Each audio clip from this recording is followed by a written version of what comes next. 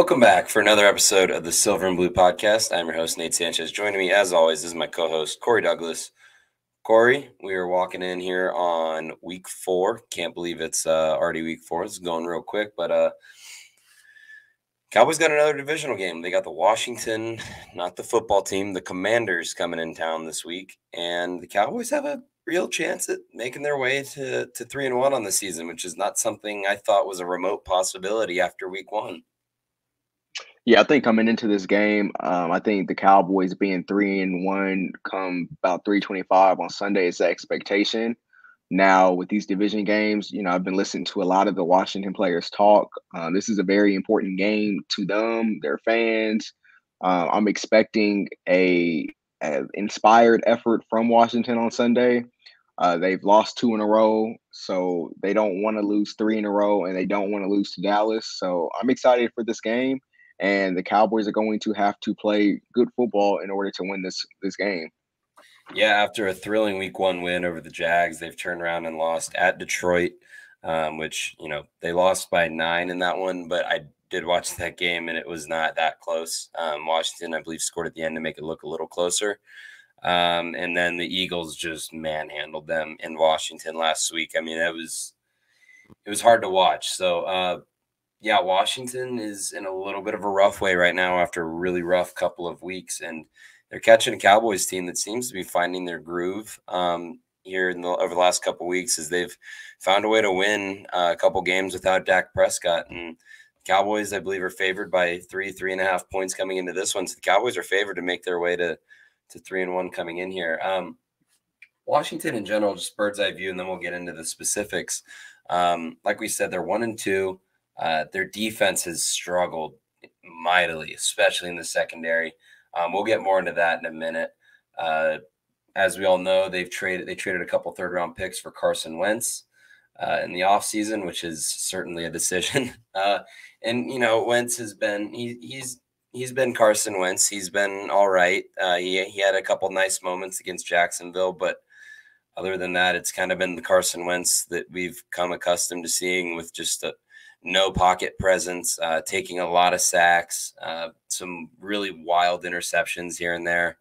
I remember there was one that he threw against Jacksonville. It was just jaw dropping. You're like, did he just throw that ball? But yeah, so Washington is, maybe Ron Rivera's under a little bit of a hot seat here if they struggle again this year.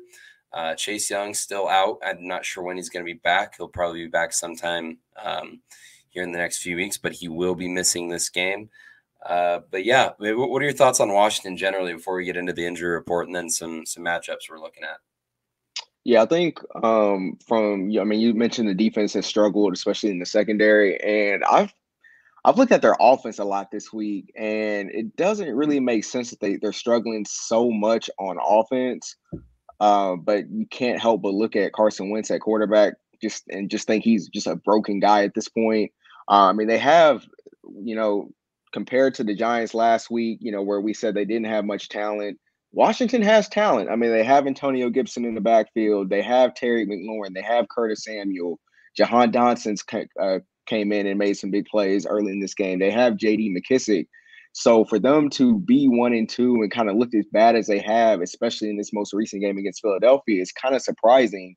But then again, once you go back to the quarterback, it's like, oh, okay, this is Carson Wentz. This is the Carson Wentz that they traded draft picks for. And you kind of look at him and scratch your head, and it's like, all right, we're not making good decisions. And like you just hit on, that might have Ron Rivera in a little bit of hot water, if the season keeps going in the direction it's headed.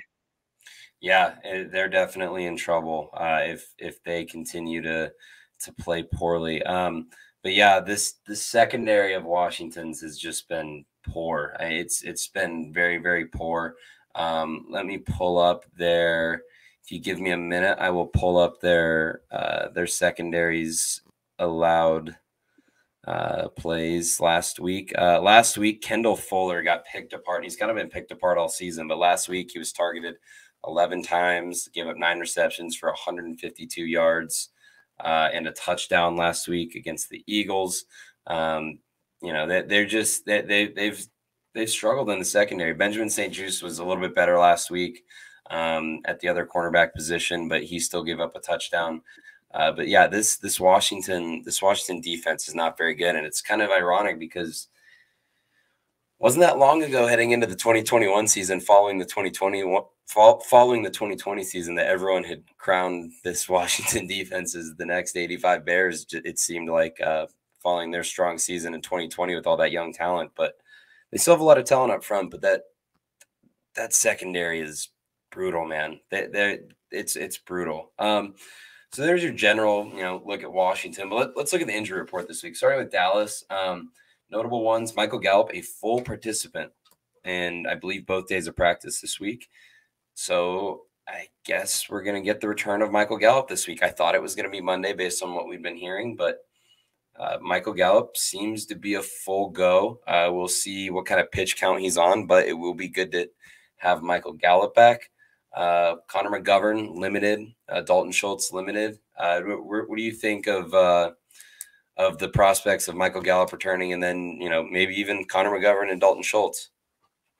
Yeah, I'll start with Gallup, and he has some interesting quotes in the media this week where, going back to Monday night and, the lead up and the build up into that game made you believe that he was going to play in that game. And his quotes were basically like, yeah, I feel good. I felt good going into it, but I just didn't feel all the way right. And it was just kind of strange because I don't see necessarily how 6 days prior to Sunday that you were feeling good, but you're just not quite there yet. And then all of a sudden this Sunday you're going to be good. I guess maybe another week of practice is just going to instill more confidence in him. And I think it's really important for Gallup to play in this game because they kind of made some roster decisions based off not putting him on PUP, which kind of made you believe that he would be back in the first 4 games. So I think it's very important for him to play, pitch count or not. And then moving on to Connor McGovern, I mean, it would be nice to, have that depth on the offensive line, but I want to see Jason Peters step in at guard and actually start and play the full game. I know I saw some quotes from him this week saying that he's ready to go and ready to play a full game this week. So I don't think they're going in that direction quite yet, but that is definitely something I want to see. And then Dalton Schultz, I think this is kind of important because, he's in that franchise contract year. And this is a very important year, obviously, because he's not secure as far as the contract goes. So if he goes out there and puts out bad film, that's going to hurt his prospects of getting a long-term contract, from a team in the NFL. Because I still don't think it's going to be with the Dallas Cowboys, but I know he personally wants to put on some good film to, go out and get that long-term contract that he's seeking. Yeah, we initially heard that, the Schultz injury was a maybe 1 game, but very unlikely it's a 2-game injury. So I'm expecting Schultz to play. Connor McGovern, I'll be interested to see if he's back and what they do at left guard if he is back, because McGovern was your week 1 starter, and Jason Peters looked pretty good in 14 snaps at left guard on Monday night against New York. So I'm definitely going to be keeping an eye on what Dallas does at left guard. Moving on to Washington's injury report, Charles Leno was a DNP on Wednesday and limited on Thursday. So it seems like he'll be a go, the Washington left tackle. And then the only other injury of note for Washington is their starting center, Wes Schweitzer, was a DNP both days with a concussion. And he's coming off a and he's been poor in general for them. He's one of their lowest graded pass blockers, and he's coming off a game against Philly in which he gave up 5 pressures. One of those pressures was a sack. And so replacing him will be Nick Martin, who they signed 2 weeks ago, who is actually the younger brother of Cowboys great Zach Martin. So, an already poor Washington offensive line is pretty banged up coming into this week. So we'll definitely be getting into that here in a little bit. But that's where we're at with both sides on the injury report as of Thursday. So I'm sure we'll hear more as we get closer to Sunday. But let's take a look at the Dallas offense against the Washington defense. And I really think this has a chance to be a big week for Cooper Rush, CeeDee Lamb, and Noah Brown, and even Michael Gallup in the passing attack. This Washington, so they're talented up front again. They have Jonathan Allen, God, I'm blanking on his first name. Payne. Darren Payne, not Darren Payne. Deron Payne. Yeah. Jonathan Allen, Deron Payne, Montez Sweat. I mean, those guys, they have a really impressive defensive front in terms of talent up front, and Chase Young is coming, so their defensive front, I'm sure, will pick it up, but their defense just has been brutal so far. And I think their issues have been in the secondary. They rank 28th in points allowed, 27th in yards, 28th in pass yards. They red zone, they've been terrible in the red zone, 26 in red zone touchdown percentage. So that they've struggled, and 21st in rush yards allowed. So even that hasn't been very good for them so far. But this seems like something that Dallas is going to be able to exploit along that Washington, especially in the secondary. Looking at Washington's some of the guys in that back end that they're running out there. Kendall Fuller, as I mentioned earlier, has been getting torched through 3 weeks. Cameron Curl, Bobby McCain at safety. Derek Forrest has played some for them. He's the 2021 fifth-round pick. And then Benjamin St. Juste has been their nickelback so far. But their biggest issue so far has been Kendall Fuller so far. And that's something that they're definitely going to be attacking, especially after it seemed like CeeDee Lamb seemed to find his groove a little bit last week. There's a chance for Dallas to put up some points this week, even without Dak Prescott. Yeah, I think what it all comes down to is, that offensive line. We praise the offensive line for playing well against the Giants. Now they're going against a bit of a better front in Washington. So I think, the key to the offense for this week is going to be the Cowboys being able to block that front. I know this is a front in the past that has felt like they can bully this Cowboys offensive line. Now, obviously, it resulted in 2 losses last year, so the Cowboys were able to find a way to make some plays. But the key, like I said, that the Cowboys have the advantage on the outside with their weapons. Even a depleted receiving core. To a lot of people's eyes, and I think us included. They have opportunity to make some Yep. plays. Cooper Rush in the play action, but again, it all comes down to, can they block this front? And allow Cooper Rush to stand in the pocket, step into his throws, and go through the reads and hit the open guys, which he's done a great job of through his 2 starts. Yeah, I watched a lot of the Washington Philly game from last week, and it was just, I mean, Philly had guys running open all over in the secondary on Sunday, and some of it was off play action. It was, I mean, granted, the Eagles' offense is in a terrific form right now, but I mean, there was just plays all over the Devontae place. Smith was making huge plays. Yeah, Devontae Smith had a massive day. I think CeeDee Lamb has a chance to have a massive day. But this Washington secondary just it struggled. And as I mentioned earlier, Kendall Fuller, looking at his stats for the season overall, he's allowed a passer rating when targeted of 134.7. He's been targeted 22 times for 14 catches and 260 yards over the first 3 weeks. And a lot of that happened last week. He is their lowest graded coverage player on their entire defense, which is not what you want from your number 1 corner.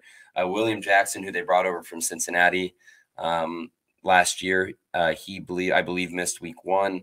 He's struggled as well in his 2 games. He's allowed 9 catches on 10 targets for 137 and a passer rating of 152.1. It's not good in the Washington secondary. And so I think this has a chance to be a big week for Dallas in the secondary. But honestly, I mean, Washington struggled to stop the run some too. The way the Dallas offensive line has been run blocking, I mean, they have a chance to make some hay, man. Tyler Smith, I mean, this Dallas O-line has a chance to turn out to be pretty solid. The way they've been playing with Tyler Smith. Now we'll see what they do at left guard going forward, but Biotish and then Zach Martin and Terrence Steele have been terrific on the right side. So this feels like a mismatch where Dallas is going to be able to score some points. Yeah, I just think it all comes down to just being able to execute and not, get behind the chains. They did that a few times in this most recent Giants game. So, I mean, the Cowboys, a lot of times, when you look at their offense and the reason why they don't score points, it's just miscues. I mean, they could have put up, maybe 10 to 14 more points in this most recent game. If you don't have the CeeDee Lamb drop, you don't have the Jalen Tolbert short arm and the deep ball, you don't have the penalty that was missed on the Noah Brown in the red zone. So I really like kind of the direction that this offense is headed, but being able to put it all together has been the problem for the Cowboys so far.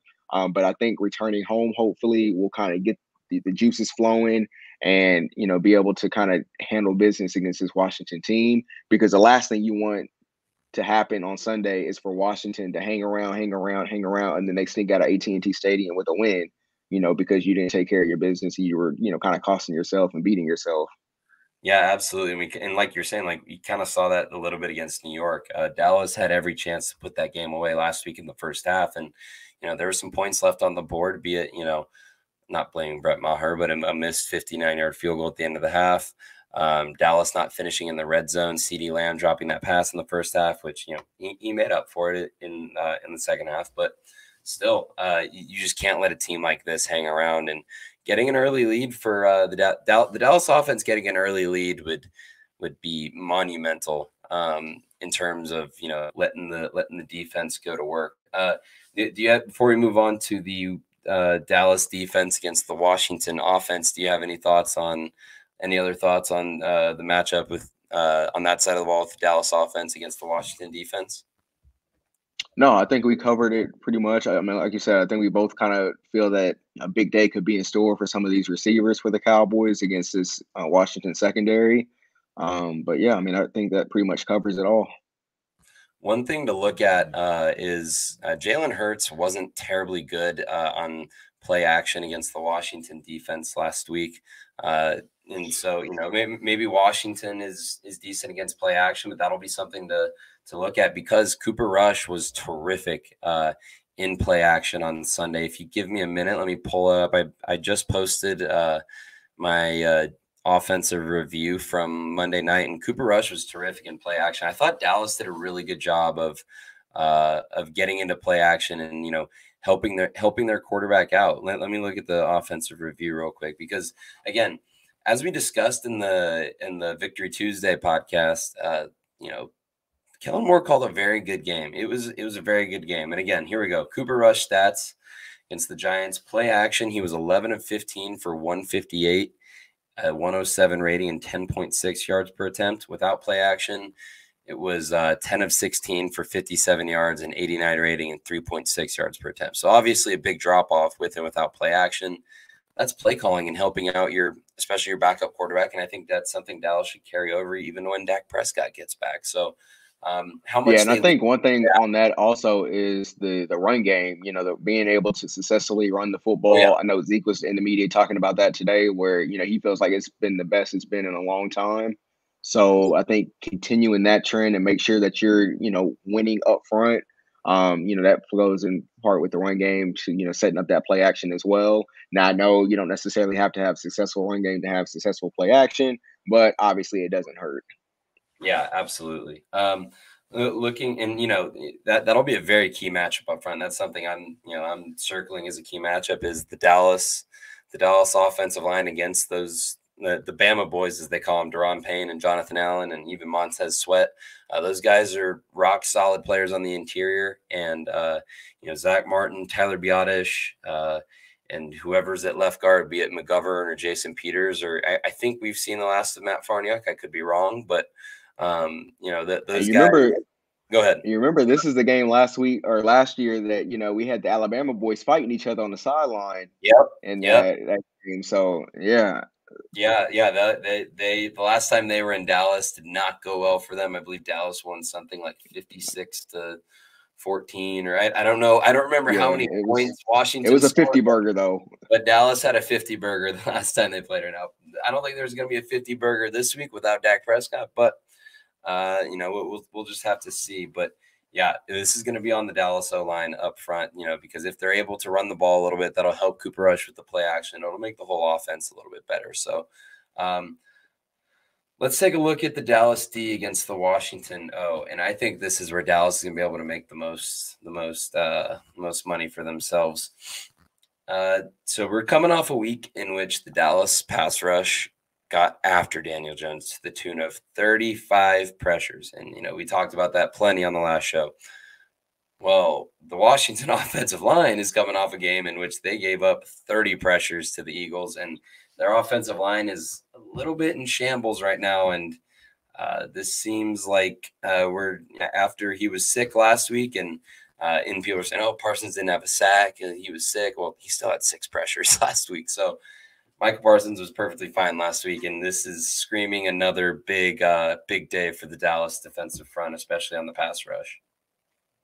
Yeah, and I saw a funny quote today from Micah Parsons. Number one, he did say he's healthy, so let's get out in front of that. He feels like he's in great condition and kind of ready to get back in that sack column. But the funny quote I saw was him talking about his teammates kind of poking fun at him, for not getting a sack last week. So his teammates have been having a little bit of fun with that. But also, DeMarcus Lawrence did a weekly radio interview, and they kind of asked him, are you one of the players that's kind of been poking fun at Micah Parsons this week?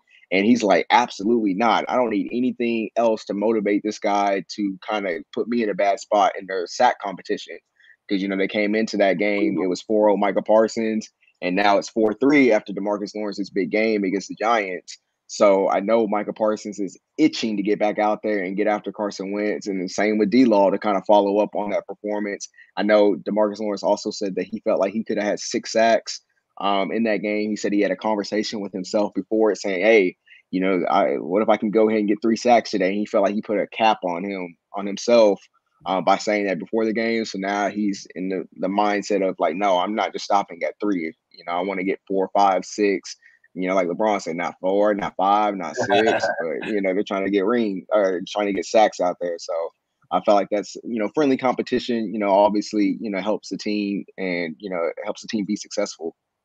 Yeah, absolutely, and it is fun to kind of watch these guys, do their thing as they, Parsons and DeMarcus Lawrence are obviously very, very special talents, and that's one of the best pass rush duos in the league, and they very much have shown that so far. But yeah, looking at this Washington offensive line, as I mentioned earlier, Wes Schweitzer, their starting center, is, I'm assuming, going to miss the game at this point. Back-to-back DNPs on Wednesday and Thursday typically means you're probably not going to play. But yeah, looking at their pass blocking against Philly, Charles Leno, their left tackle, allowed 3 pressures and 2 sacks. But even then, he's still their highest graded lineman by far. He's a decent left tackle, and Dorrance Armstrong that's a good matchup for Dorrance on the left side. But yeah. Samuel Cosme, their right tackle, had a really, really rough go of it against Philly. He gave up 6 pressures and 3 sacks. Andrew Norwell, their left guard, gave up 4 pressures and 1 sack. Trey Turner, their their right guard, gave up 2 pressures and 1 sack. And Turner and Norwell are solid players on the interior, but they've really struggled at the center position. And again, Leno's solid. Cosme's been decent at times, but this Washington offensive line is not very good. And frankly, it's also not all on them. If you look at their PFF grades, not all their PFF grades are very bad because, Charles Leno was their highest graded tackle and he gave up however many pressures I just said. But Carson Wentz, a lot of those sacks are on Carson Wentz. He has very poor pocket presence and holds the ball far too long, and that gets him into trouble. And it really got him into trouble against Philadelphia on Sunday. Yeah, Carson Wentz has always been known as a guy that kind of gets happy feet in the pocket.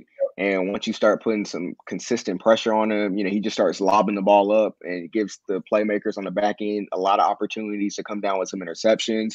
So that's another thing I'm looking forward to in the secondary. Diggs got his first one on the board Monday night to clinch the game against the Giants. I know he's itching for more. And, normally with Trayvon Diggs, they come in bunches. And, maybe Anthony Brown or Jordan Lewis or whoever in the secondary can come away with some interceptions and start kind of get the turnover ball rolling because, last year it was the takeaways for the Dallas Cowboys defense. This year is the sacks. Now, if they can combine the two, and, it obviously makes for a very successful defense going forward. And, hopefully, this is the week where Carson Wentz is handing out some gifts. Yeah, he'll tend to do that. And, Carson Wentz is like a lot of quarterbacks, and some quarterbacks are able to handle it better than others. But Carson Wentz does not handle pressure well at all.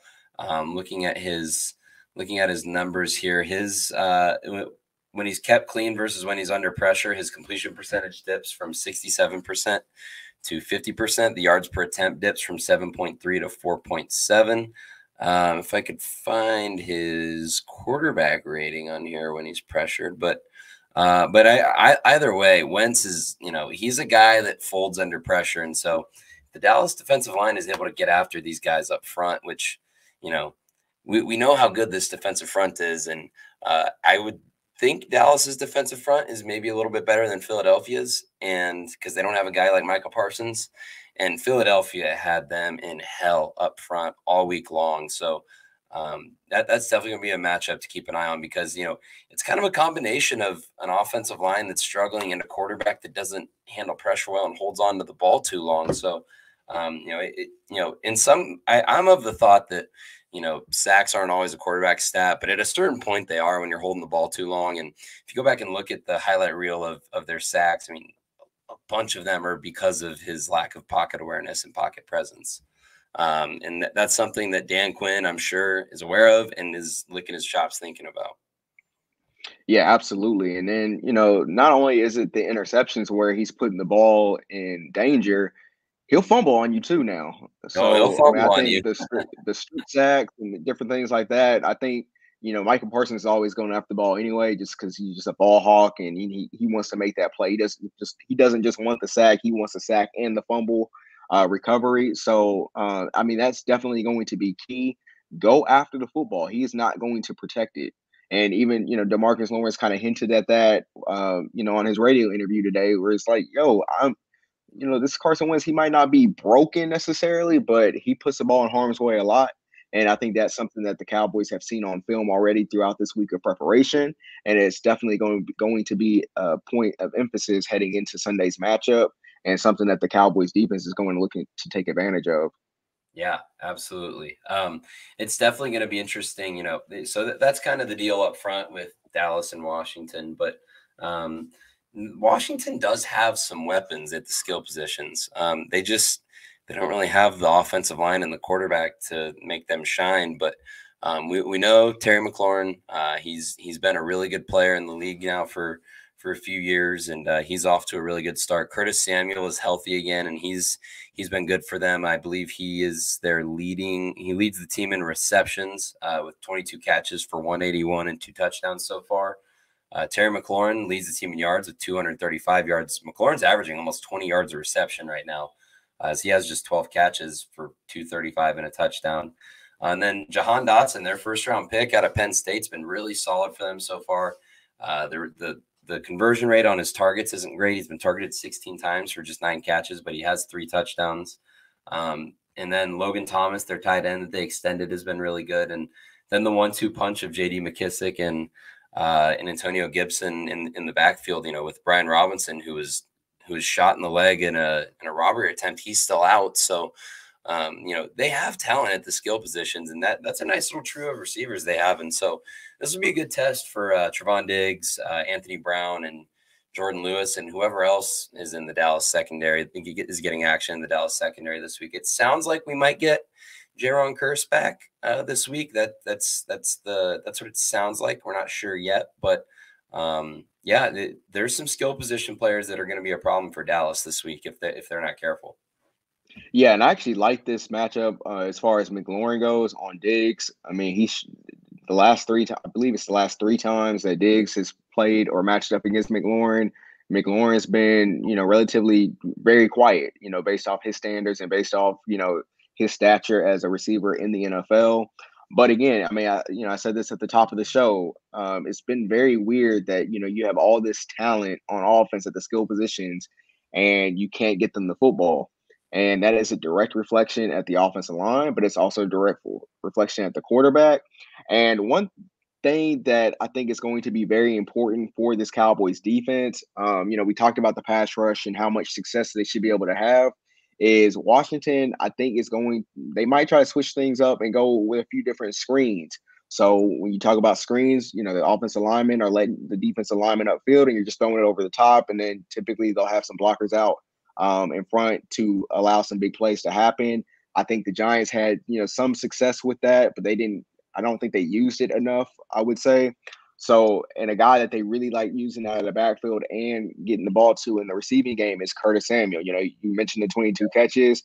He also has 8 carries for 51 yards and a touchdown in that realm as well. So, I mean, they're going to use a lot of different guys, and I think they're going to try a bunch of different things, especially coming off that week where you get sacked 9 times. I mean, I know the offensive coordinator's got to be in the lab this week saying, hey, we're not going to let that happen again. And we see what this front is coming into this. The Cowboys lead the league in sacks, and we're going to have to get the ball out of our hands quick and kind of make sure, you're playing kind of against the Cowboys' aggression. So that's definitely something that I think is going to be a key in this matchup, is making sure they can contain that screen game and don't let a big play slip because you're not disciplined in that aspect of your defense. Yeah, absolutely. And one thing I'm going to be looking at this week is missed tackles. Dallas had 11 missed tackles on Monday night, which is a lot. And especially, to shed some light on how many that is, they had 7 total in weeks 1 and 2. I believe they had 4 against Tampa Bay and 3 against Cincinnati. So they missed a lot of tackles on Monday night, and it cost them a lot. One matchup that, I think Washington's going to be trying to go after is Jordan Lewis. He's had a little bit of a tough start to the season. I just posted my defensive review, and in that I highlighted that Jordan Lewis had a tough night as he was Dallas's lowest graded player in coverage. Daniel Jones completed all 7 of his targets on Lewis for 68 yards and a passer rating of 107.1. But yeah, overall, Jordan Lewis he's averaging a reception rate of 86% so far. He's given up 151 yards, and it looks like his passer rating allowed is 108.6. Compare that to Trevon Diggs at 79.5 and Anthony Brown at 98.5. And, Anthony Brown had a rough week 1, but it must be something about Tampa where that's 2 straight years Anthony Brown has been kind of Yeah, you picked get on those by old vet Tom receivers Brady. in So, there. You yeah, get Julio exactly. this year, Antonio Brown last year. He struggles with those guys. Yeah, so maybe it's something about Tampa Bay, but Anthony Brown's been good other than week 1. But yeah, Jordan Lewis is definitely something I'm keeping an eye on. But also, the linebackers I thought weren't as good in week 3. Anthony Barr hasn't really jumped out to me. He's been all right. Van Der Esch has been really good so far, but he had his first, little bit subpar performance on Monday night. Donovan Wilson missed a lot of tackles. I kind of consider him as a little bit of a linebacker because he plays as a box safety so much.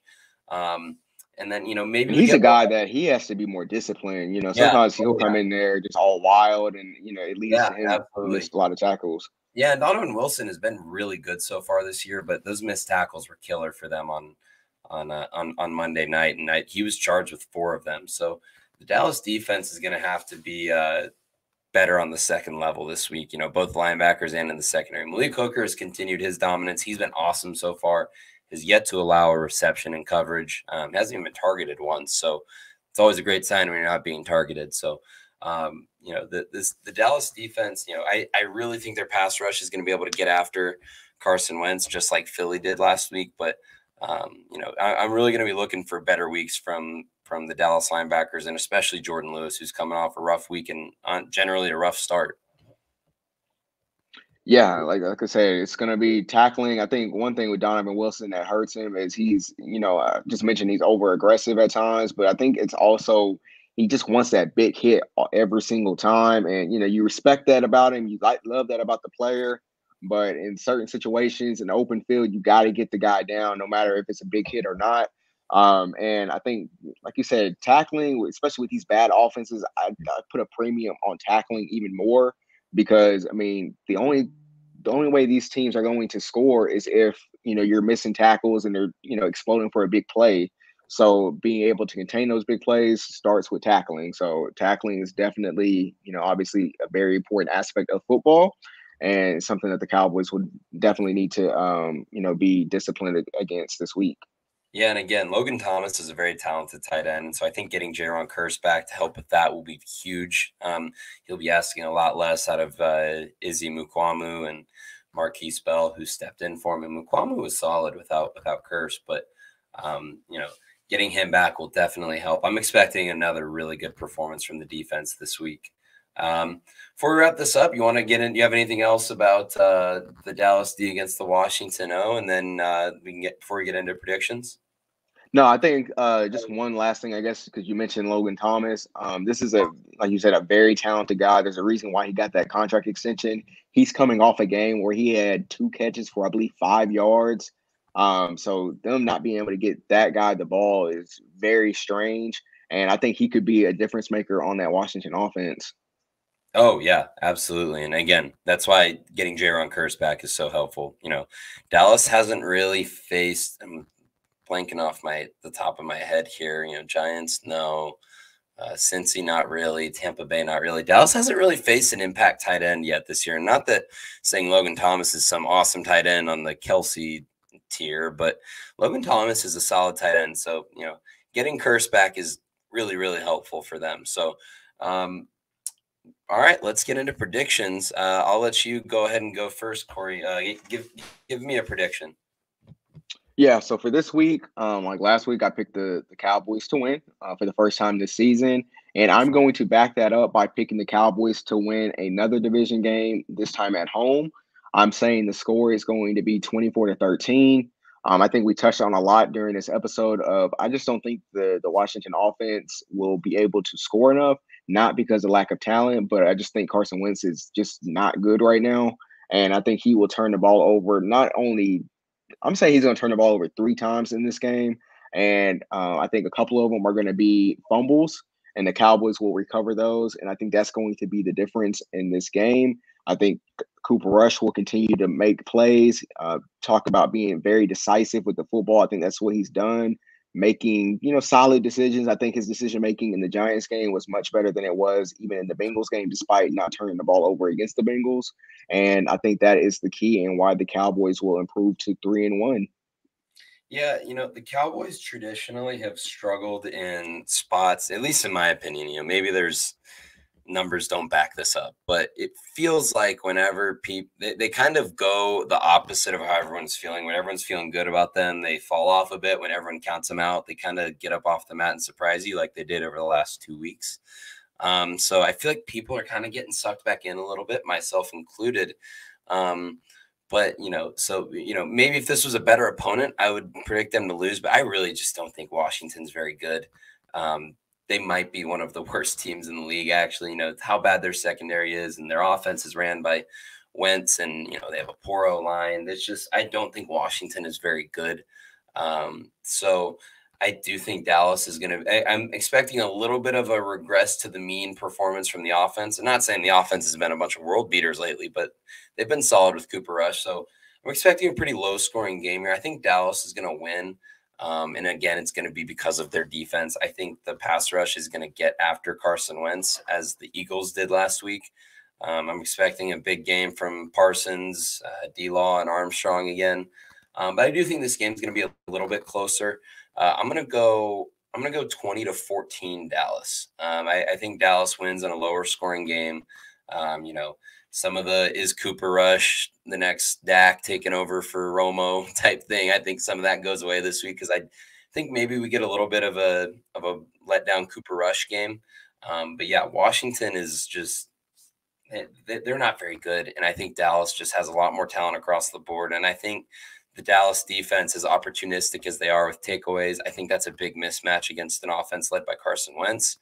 So I do think Dallas is going to come away with a win this week, and we'll get to 3-1. And it sounds like there's a chance Dak could play next week against LA.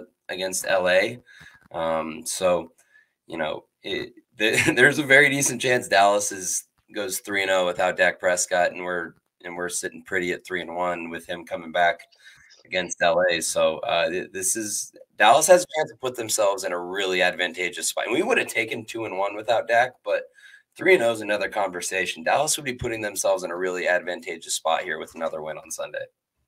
Yeah, and on the Dak coming back topic, I think coming back against the Rams or even against Philly after Cooper Rush goes 3-0 could set up this fan base to start like another just complete quarterback war, quarterback controversy. Yeah. I mean, you think the noise is loud now.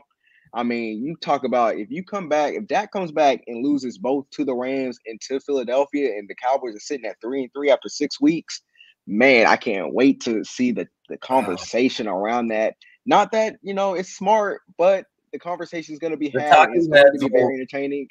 yeah, Undisputed will have their content done for the week, for the month, if Dak comes back and loses to LA and the Eagles. Yeah. Even though we're not going to discuss that Dak owns Washington and New York, and Dallas would have won those games with Dak too. So I can't even believe there's people out there that believe that BS. But here we I are. love the conversation. I love Cowboys it. fans. I love messiness, and I think this would be a messy situation, and I'm here for it. Although Yeah. I want the Cowboys to win, obviously. So Oh yeah. hopefully they don't come back and lose those 2 games.